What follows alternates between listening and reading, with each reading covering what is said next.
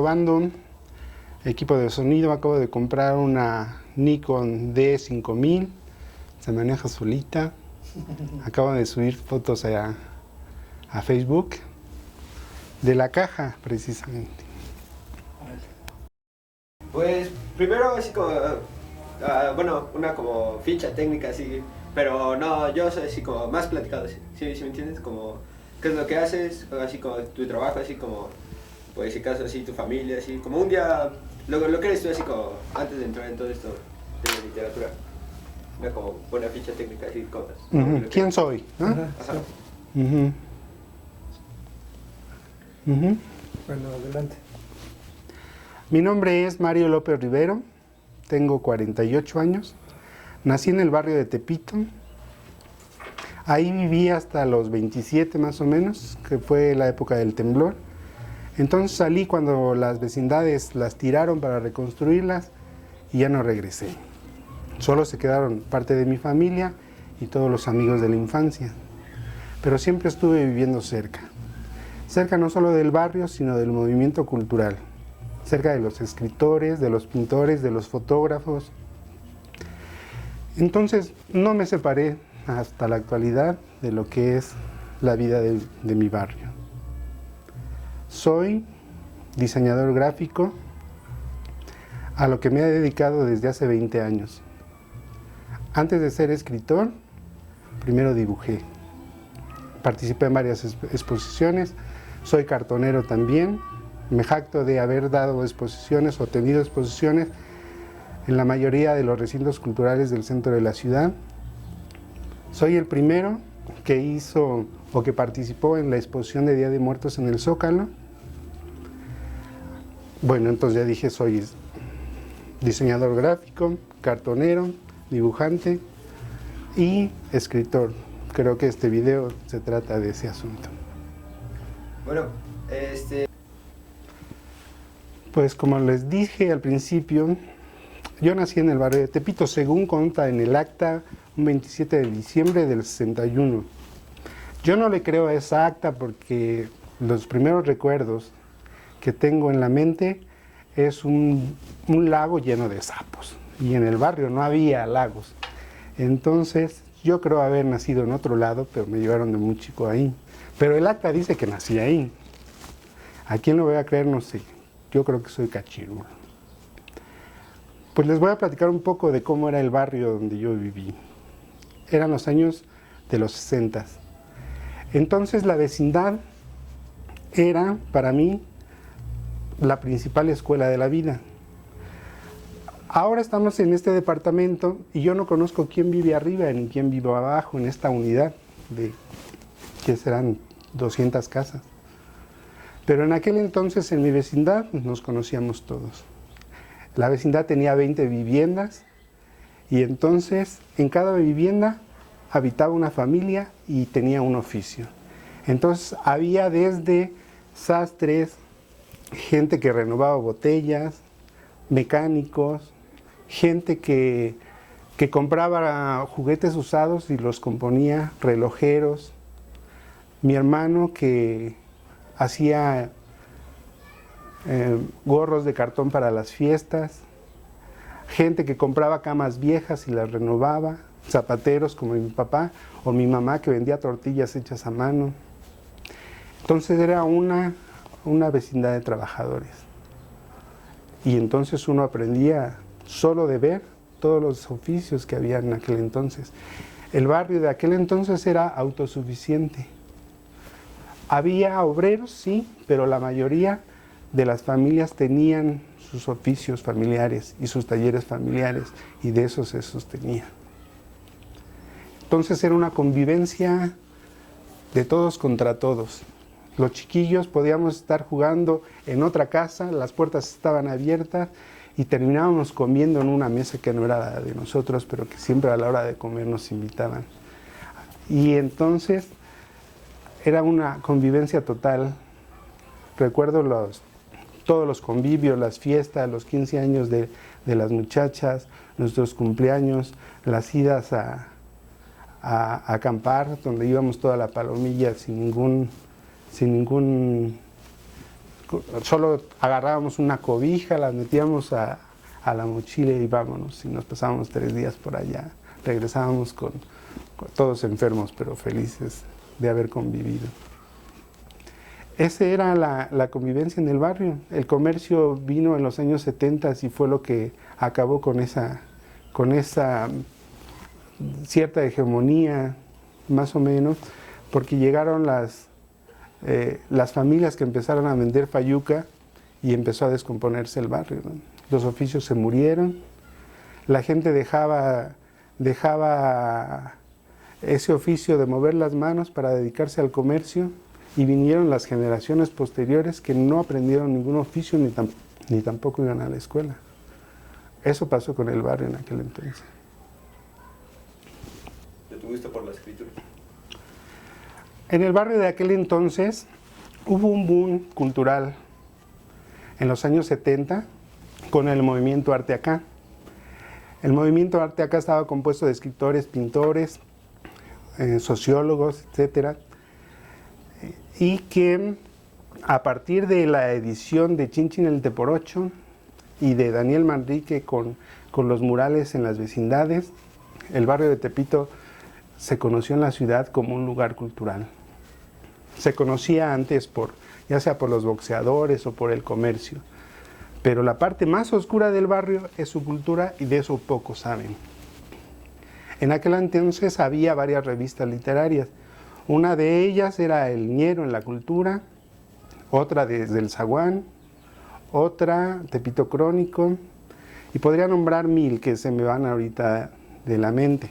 1000 exageré, 10 revistas, todas muy rústicas, gente que no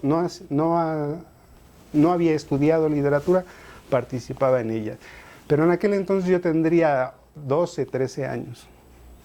Con el tiempo, cuando crecí y entré a la preparatoria popular, que también era del barrio de Tepito, empezamos a conocer a toda la gente que participaba en los movimientos de aquel entonces. A mí me tocó entonces participar con ellos haciendo teatro callejero, con los músicos cargándole los instrumentos o haciéndole de jalacables. Y empezamos a cocinar un amigo, Miguel Ángel Llamas y yo, la idea de generar una revista literaria. Entonces, entre cocinar el proyecto pasaron unos 3 años, primero de cómo le llamaríamos, qué contenidos tendría, y terminamos por llamarle La Hija de la Palanca. ¿Por qué La Hija de la Palanca? En el barrio de Tepito, en las calles de Bartolomé y Tenochtitlán, había una pulquería que se llamaba así, La Hija de la Palanca. Esta pulquería murió en los años 70. Con el tiempo se nos quedó la idea porque ahí me mandaban a comprar el pulque.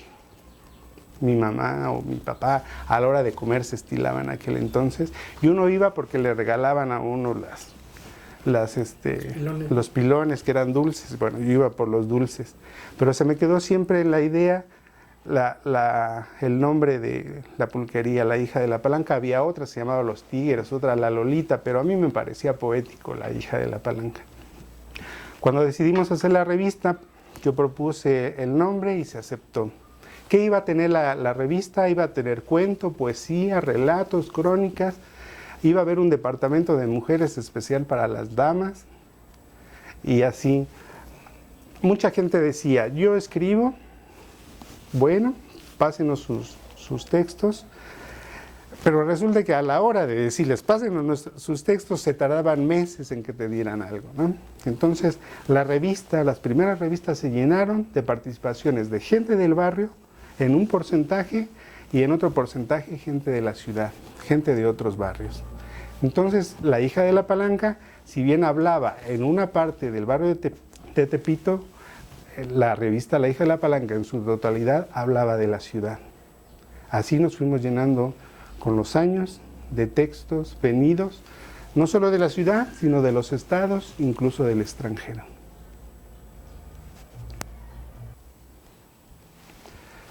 ¿Por qué me hice escritor?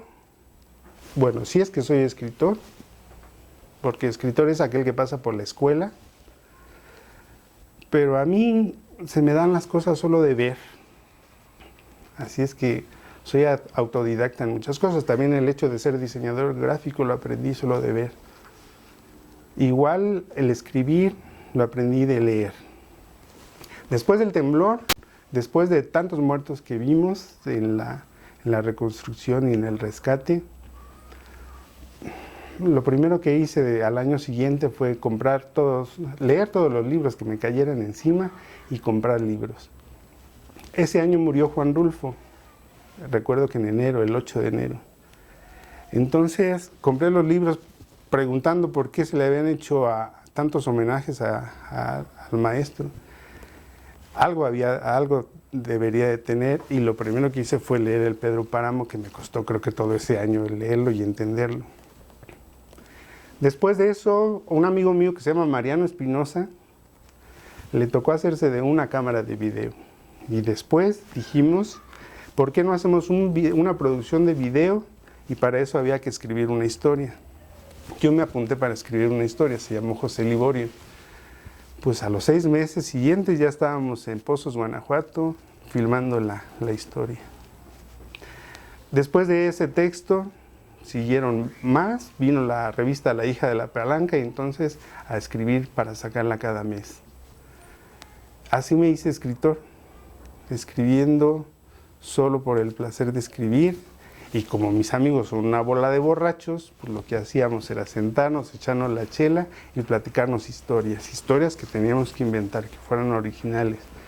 Así fue como me fui haciendo con los años del oficio del escritor. La hija de la palanca ganó varios premios nacionales y otros internacionales, hasta llegó el momento en que, por la saturación ya del proyecto y además de nuestras necesidades, cada quien agarró su rumbo de ese grupito de escritores y nos dedicamos a nuestro oficio. Le decimos a perseguir la chuleta. En aquel tiempo yo creo era la chuleta, ahora son perseguir los ayocotes o lo que caiga. Así nos fuimos haciendo también. El oficio de escritor lo relegamos en cierta forma a un lado. Pero fue una buena época de mucha bohemia, de muchas canciones, y la casa siempre estaba llena de escritores que iban cada semana a disfrutar de las lecturas y a disfrutar de unas buenas chelas. ¿Qué te motivó? ¿Por qué escribes? O sea, ¿qué es lo que te nace para escribir? O sea, ¿cuáles son tus fuentes de inspiración?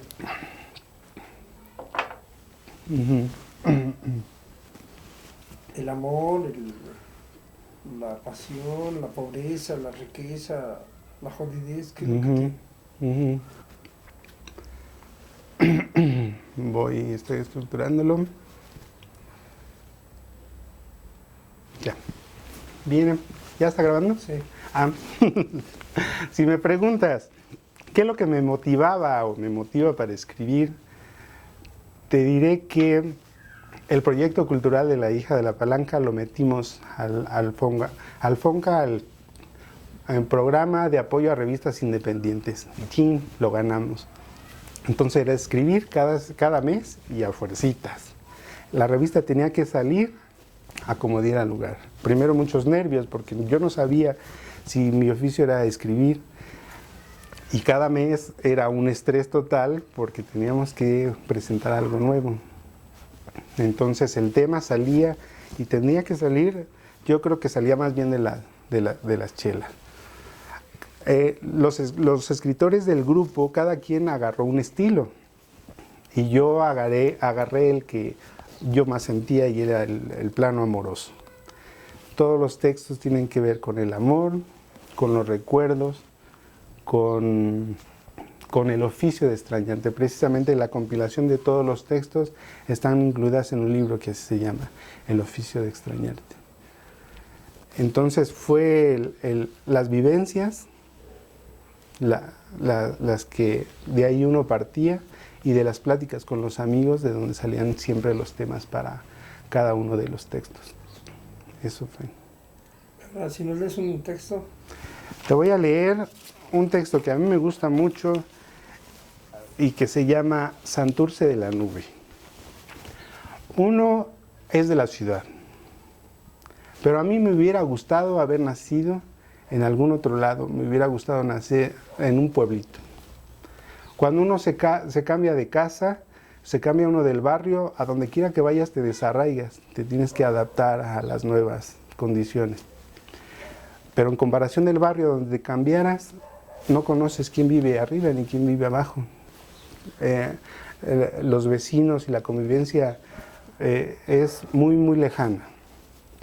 Entonces, en esas nostalgias de los recuerdos, dije, a mí, ¿dónde me hubiera gustado haber nacido?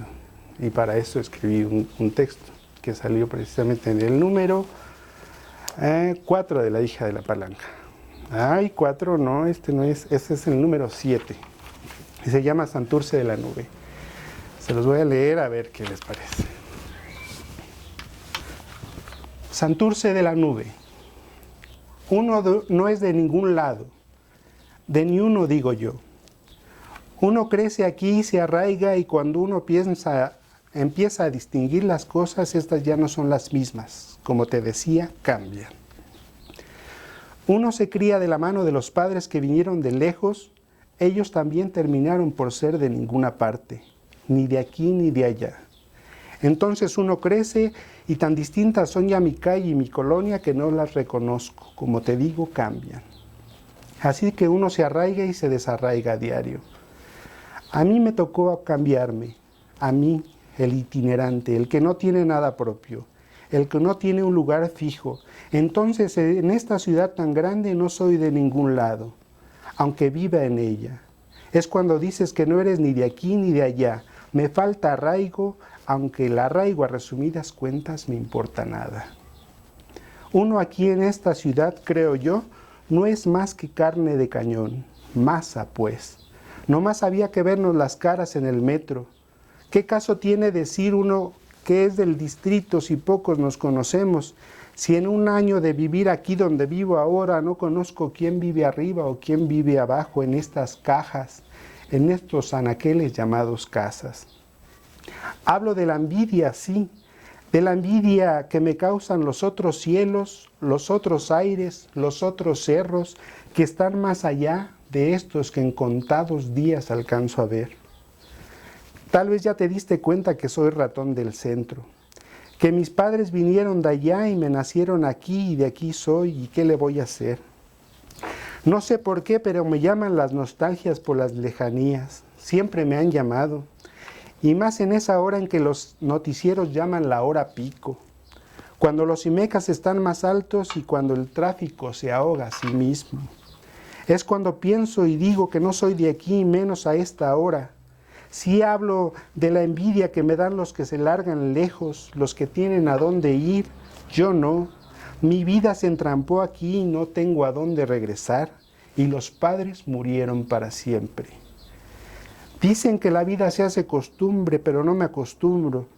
Entonces me he estado haciendo una idea, ya que no tengo trancas que brincar y un lugar que me espere, entre las noches por las calles, estoy urdiendo una mentira para creérmela en complicidad con mis sueños propios. Para no sentir el desarraigo me he inventado un lugar de donde soy y al cual tendré que regresar un día de estos, tal vez mañana. Entonces voy a presumir, soy de Iztatitlán, sí, de allá soy el lugar de mis orgullos. Iztatitlán es una región formada de 3 pueblos, pienso yo. Uno es el Cántaro o Miravalle, el otro es San Juan del Pinar, que es la cabecera. Pero donde nací fue en Santurce de la Nube. Ahí vi la luz primera, como se dice. Santurce se fundó, pongamos, hace 300 años. Primero fue una ermita franciscana de la que solo quedan montones de piedra. El pueblo creció alrededor suyo entre la callejoneada de los cerros tupidos de pinos. La ermita es hoy, o hasta donde dejaron de verla mis ojos, una iglesia alta y blanca de 3 campanarios. Usted habrá visto iglesias con 1 o con 2 campanarios, pero no con 3. Pues ya le digo, ahí el 29 de septiembre se celebran las fiestas de San Miguel de los Caprichos, el consuelo del desamor. Si te contara, De todas partes bajan ese día los peregrinos descalzos con el corazón en la mano buscando tantita esperanza. Es tanto el amor que falta por otros lados que en lo intrincado de este nudo de cerro los pierde. Son tales las ansias por llegar el mero 29 entre las mañanitas y la cuetería para borrar por un día tanta desventura de otros lados. Aquí vienen a mirar de cerca a San Miguel de los Caprichos y es tradición que en un pañuelo rojo envuelvan sus ilusiones y las tiren a los pies del santo. Él se encargará de los demás. Y es cumplidor, pues por años y en la curiosidad mía me tocó ver que los peregrinos no regresan, son otros siempre diferentes. De chico me preguntaba de dónde sale tanto desdichado. Ay, San Miguelito, cuántos pañuelos tienes de mí. No es que sea mocho, pero las campanas y los campanarios me tiran lejos cuando suenan, lejos por donde me imagino esta hora están lloviendo las nubes negras en campos de oscuro azul. La iglesia está abajo donde nacen los cerros en una lomita. Abajo está el río que aunque me crea o no de tan transparente se miran los charalillos, un río pedregoso de piedra bola y orillas de cantarranas, y más adentro de la tierra bordeando los amates y sauces llorones, algunos partidos del corazón por los rayos cuando las tormentas, con sus raíces culebreando por entre el ruido de las aguas. El camino para allá es enredado, ese es su defecto.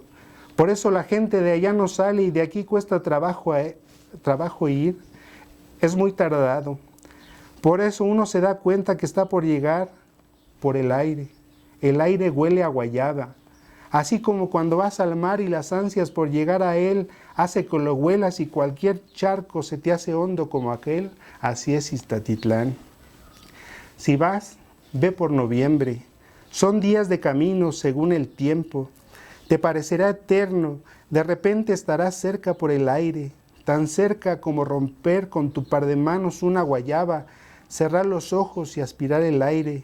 Entonces Santurce de la nube con sus casas blancas y sus techos de teja roja, la leña en las cocinas, el maíz en los comales, aparecerán entre las neblinas que bajan todo el tiempo. No es que te mienta ni quiera despertar tu envidia, pero no hay más que jalar las ramas para que caigan las nueces de Castilla y las limas y los nísperos. Hay puentes de piedra que sortean el río, flores, jacarandas y truenos. El olor de la hierba húmeda y las no me olvides que es lo último que ves y de allá vienes.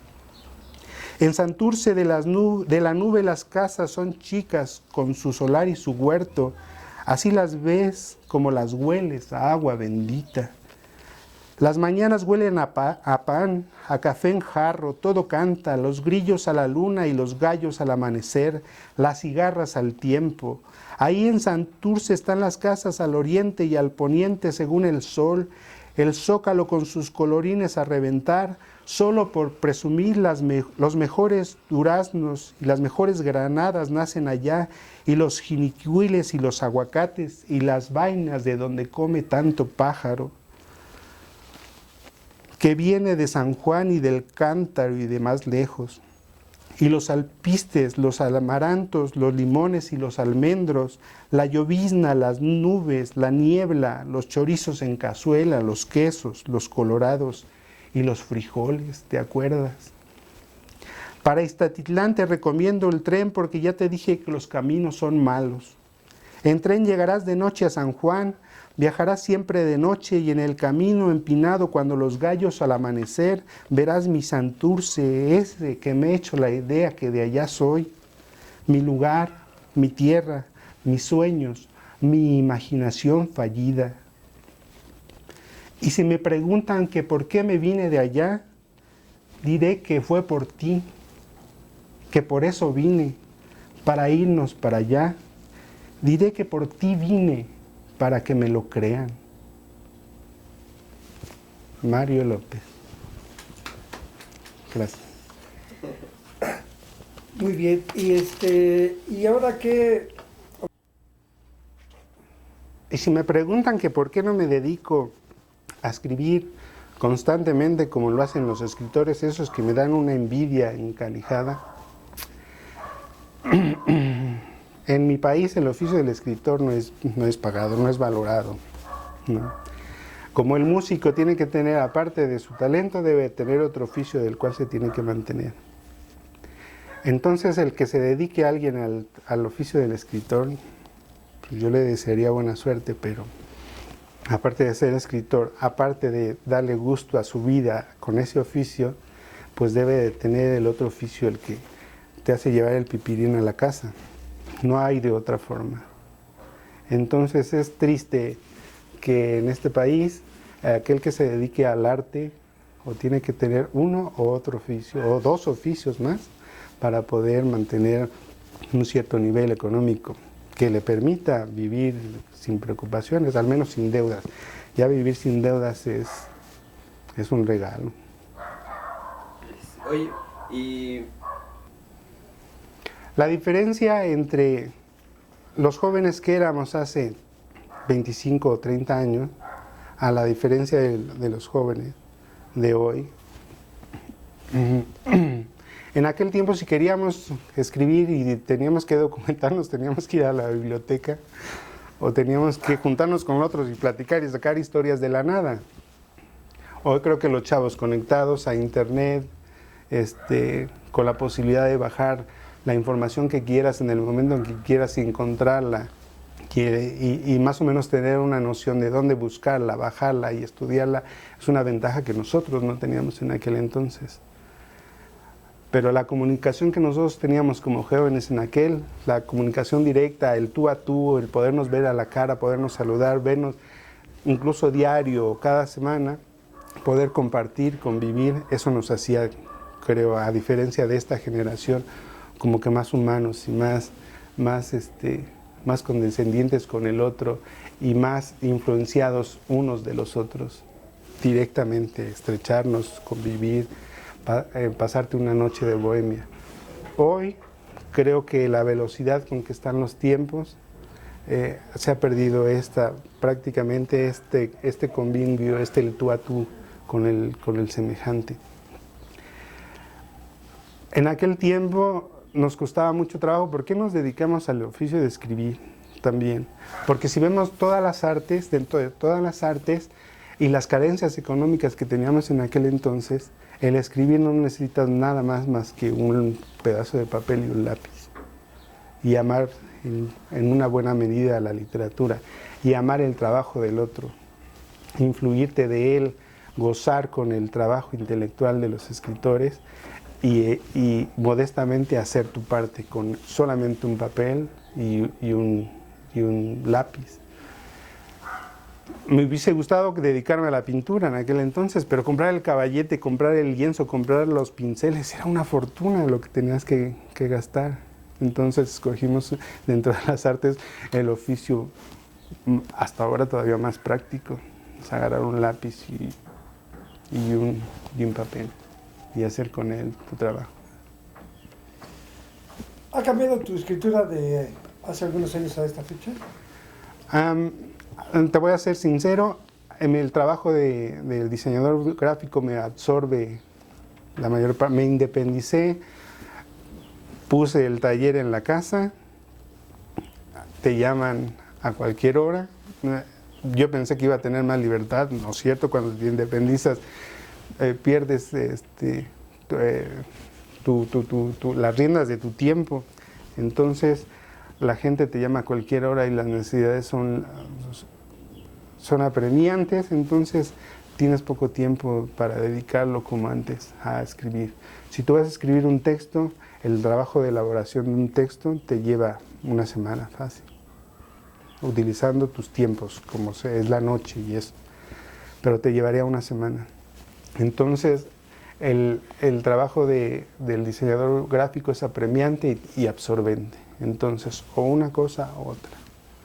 Por eso es que dejamos de lado un poco elaborar la revista La Hija de la Palanca. Tenemos proyectos ahora de sacarlo en su versión electrónica por los costos, y por qué no sacar al menos una o dos veces al año una buena revista con la compilación de los mejores textos de aquel equipo que formábamos. Oye, otro buen punto. tu opinión sobre lo que es el arte y las drogas, o sea, esa ligadura que se hace así como que a través de los tiempos, de la inspiración a través de las drogas. La inspiración a través de las drogas. Hablemos del lado oscuro de la literatura. En aquel tiempo, no es que usáramos drogas.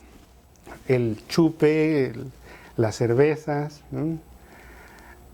Era una fuente, bueno, va acompañada la inspiración, la literatura, el convivio, la buena plática, con un estimulante que puede ser una buena cerveza, el cigarro, ¿no? Y de ahí van surgiendo todas las historias. Van como complementarios, no necesariamente. Hay gente que no necesita ningún estimulante para escribir y se sigue, ¿no? Mi respeto es a esa gente que puede estarse y encerrarse un mes para escribir un buen texto y que tiene esa posibilidad. Creo que para algunos es darnos un lujo, dejar nuestra parte laboral para dedicarnos totalmente a la literatura. Yo no conozco muchos amigos literatos que han sido premiados, pero que vivan directamente del oficio, no. Y no conozco tampoco a alguien que necesite estimulantes, así directamente. Si yo no me estimulo, no escribo, no.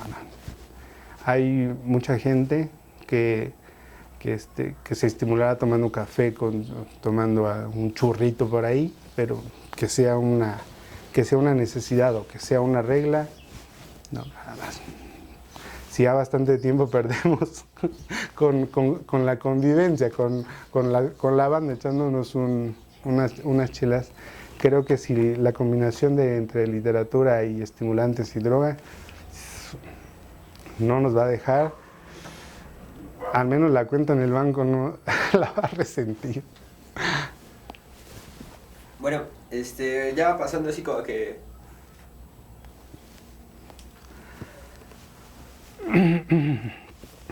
Si bien escribir es un quehacer arduo que exige horas de trabajo, el formar una revista, el ilustrar una revista, quiere decir que te va a llevar 15 días si es que tu revista es mensual.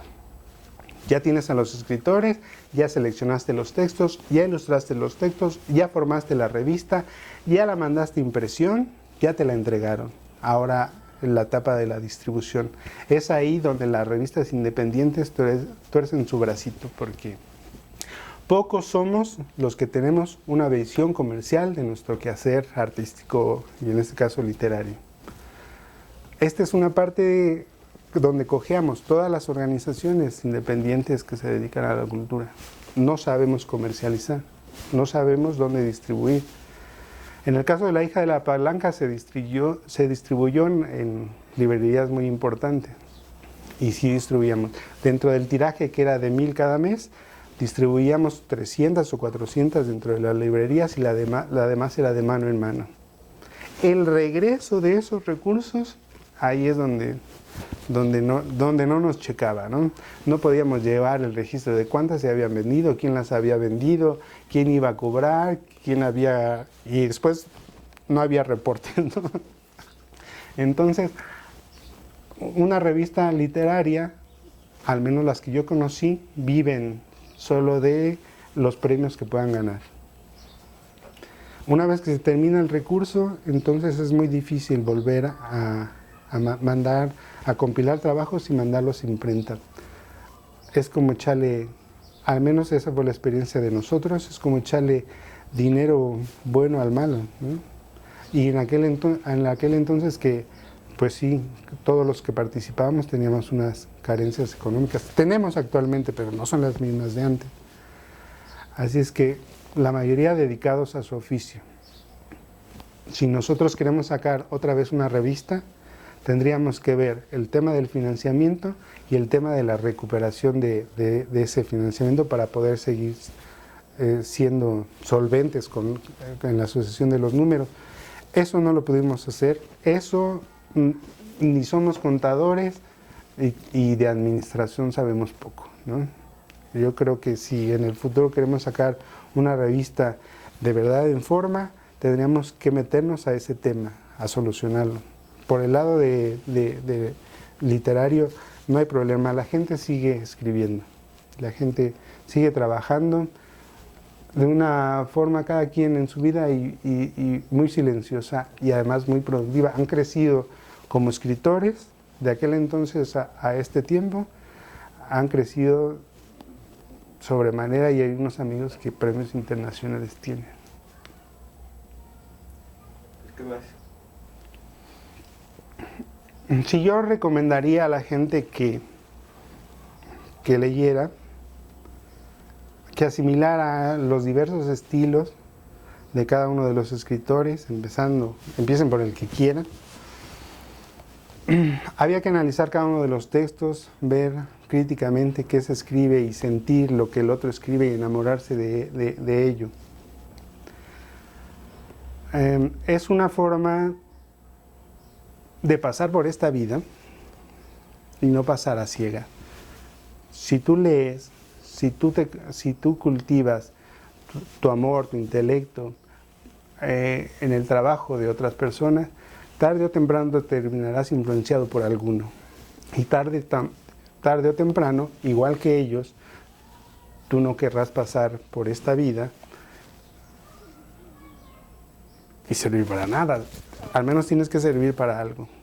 Y al menos dejar en papel el testimonio de tu pensamiento. Eso, para mí, es esencial en el escritor. A mí me gustaría mucho leer y que hubiera muchos escritores jóvenes, porque es la única forma de meternos en sus vidas, en su pensamiento, y poder sentir y vivir en otros lo que vivo ahora. No sé si me queda claro lo que acabo de decir, pero había que hacer el esfuerzo. Yo lo recomendaría para que la gente hiciera por sí y escribiera. Es una forma de no pasar inadvertido por este mundo.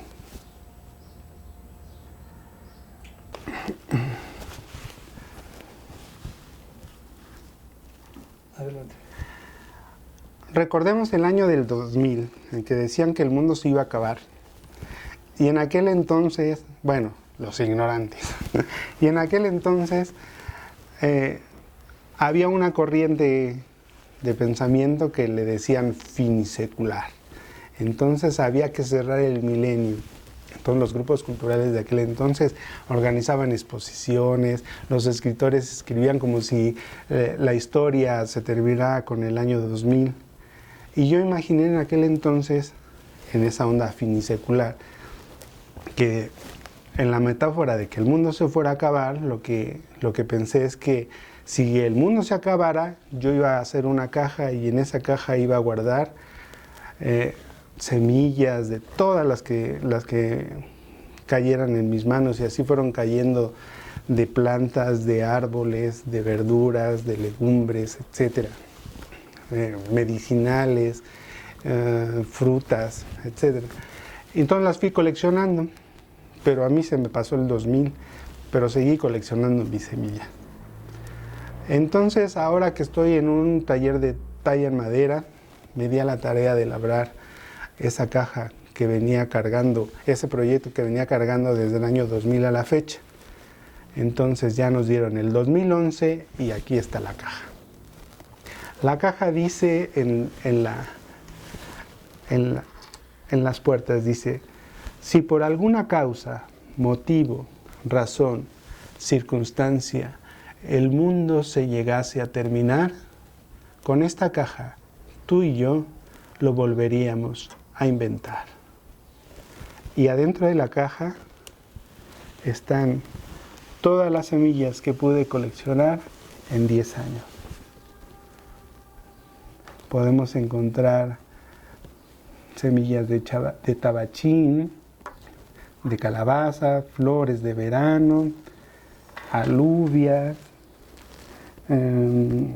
pensamientos, nubes, rábanos,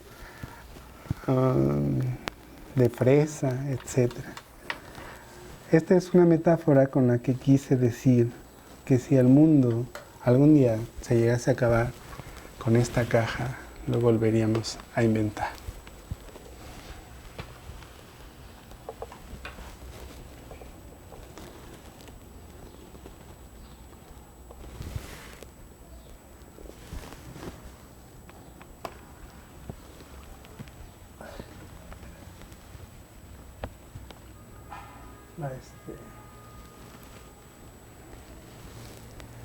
¿Qué es lo...? En sí, la caja es una metáfora. Una metáfora no tiene una explicación específica. Tú presentas tu propuesta estética y a lo mejor la gente, cada uno, hace su propia historia. Esta es la intención de esta caja.